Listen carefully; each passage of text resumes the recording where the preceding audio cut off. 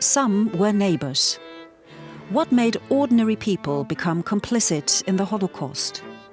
How were the top figures of the Nazi regime able to rely on an army of nameless faces that made the deadly persecution of Jewish people in Germany and Europe possible in the first place? When neighbors looked on but did nothing, tolerating silently and supporting the unfathomable. The exhibition of the same name from the United States Holocaust Memorial Museum investigates these questions.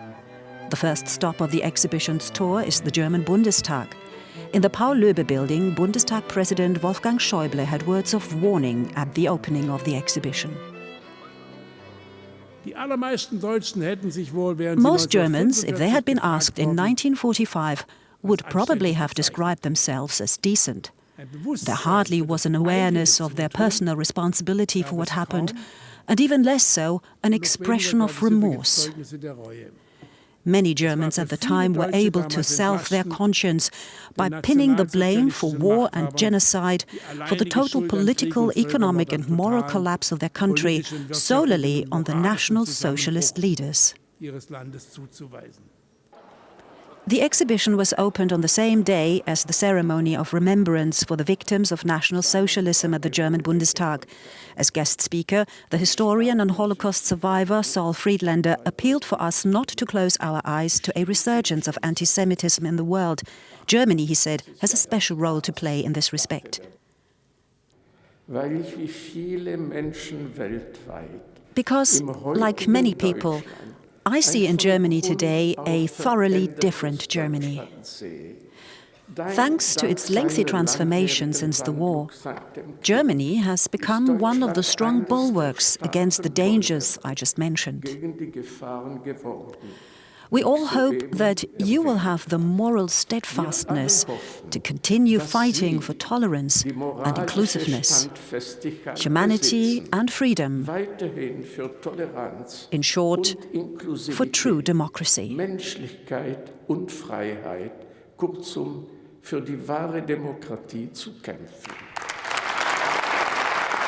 Showing courage and not remaining passive, the exhibition Some Were Neighbors examines what made the Holocaust possible.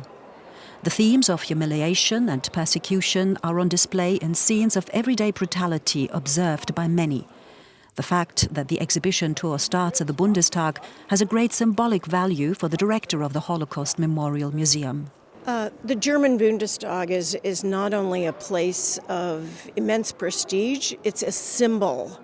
And it's a symbol of renewal and resilience and the rebirth of democracy, but also the fragility of democracy.